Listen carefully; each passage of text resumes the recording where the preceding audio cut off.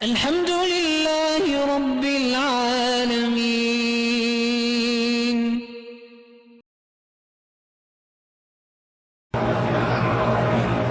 سالگرہ جو ہے یہ کافروں کی رسم ہے، نہ کیا کریں، نہ ایسی دعوتوں میں شریک ہوا کریں.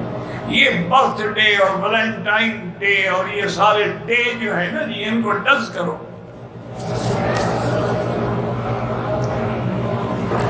اچھی رشتے داروں سے جتنا محبت سے پیش آتا ہوں وہ لوگ مجھ سے اتنا ہی بغض رکھتے ہیں. کوئی بات، یہی تو مزہ ہے. حضرت نے فرمایا سلمن کا تعاق، ان سے رشتہ جوڑو جو تم سے توڑیں. ان کو کہو توڑتے رہے، تم جوڑتے رہو. ایک دن انشاءاللہ بالکل سب مسئلہ ٹھیک ہو جائے گا. دیکھیں نا مشرکین کتنا توڑتے رہے، پتھر برساتے رہے، لیکن حضور دعائیں فرماتے اللہم اہد قومی فإنہم لا یعلمون. یا اللہ میری قوم کو ہدایت دیتے، نبی کی شان کو نہیں جانتے. کتا روٹی کو منہ لگائے پھینک دے، ہاں جتنے جس حصے کو منہ لگائے پھینک دے. آج کل تو روٹی اس کے ساتھ بیٹھ کے کھاتی ہوں، ان کے بغیر روٹی آپ کے بڑے لوگوں کی ہضم ہی نہیں ہوتی.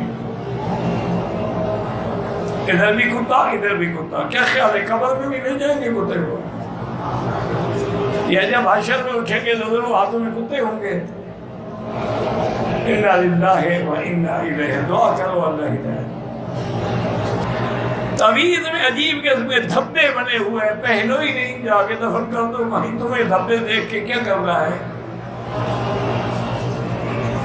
لوگ کہتے ہیں حضرت اسد میرے سفید، اور ٹھیک کہتے ہیں. حضور کی حدیث ہے کہ سودت ہو خطایا بنی آدم، آدم کے بیٹوں کے گناہوں نے اس کو سیاہ کر دیا.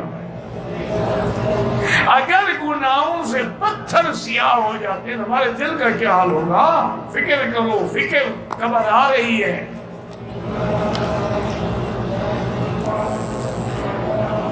میرا ایک چچا جو شیعہ کی بیعت ہو چکا ہے، اللہ اس کو دعا کریں ایسے غلط آدمی کی بیعت اور چکر سے محفوظ رکھیں.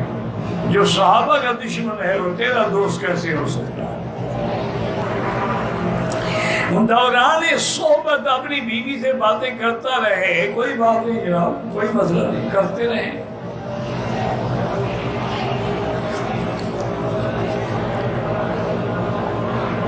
کسی کو گناہ سے بچانے کے لیے جھوٹ بول سکتے ہیں؟ ہاں بول سکتے.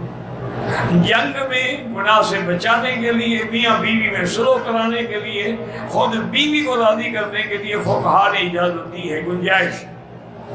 ویسے تو نہ بولا کرے لیکن گنجائش ہے.